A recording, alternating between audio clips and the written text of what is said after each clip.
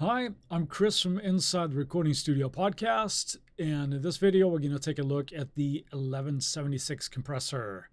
We got a lot of stuff to get to, so let's dive in.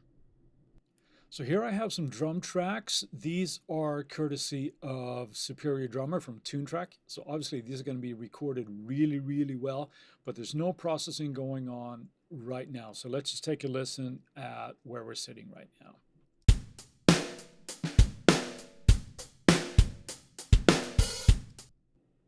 So yeah, pretty well recorded. But the first thing I'm going to put the 1176 on is the snare. The first thing to think about with the 1176 is that the attack and the release are not the way we usually think.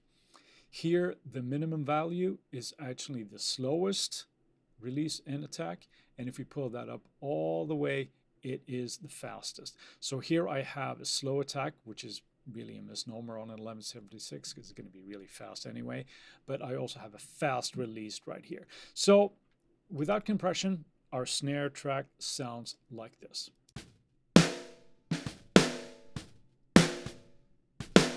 But now I want you to listen for the ring of the snare as soon as I apply the 1176. Watch it, or listen for it to ring out a little bit longer.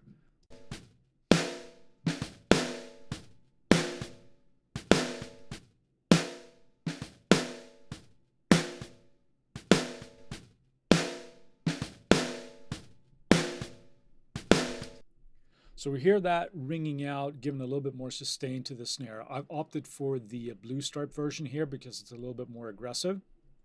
Now, the next application we're going to use is for the kick. So here first is just the kick.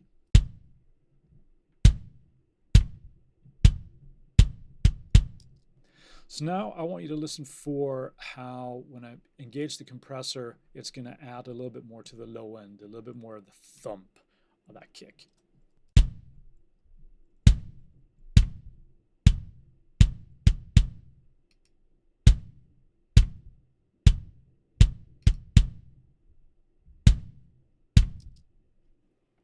Might seem subtle, but it will add a little bit of extra girth to that.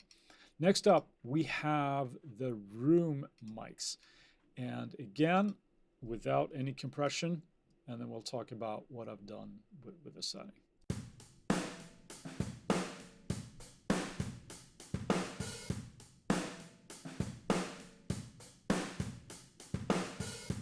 With this case, I'm going to get pretty aggressive.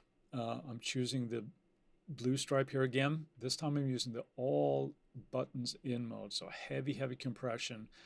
Let's take a listen to what that does, and then I'll toggle this on and off again, starting with it in.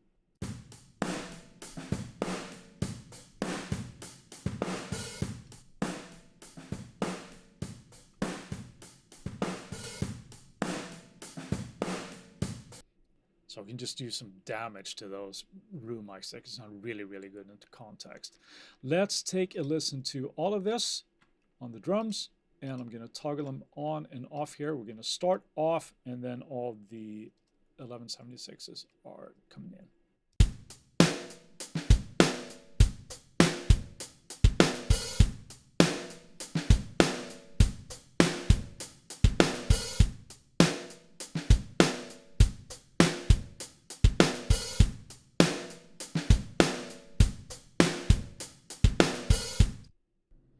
So there are some examples how I might use an 1176 on my drum tracks. It's one of my favorite compressors. It finds itself into just about any mix that I do. I think it's awesome on vocals. It sounds great on acoustic guitar and just about everything that you kind of put through it. Hopefully you found something helpful in there. Have a fantastic day. And as always, thanks for watching.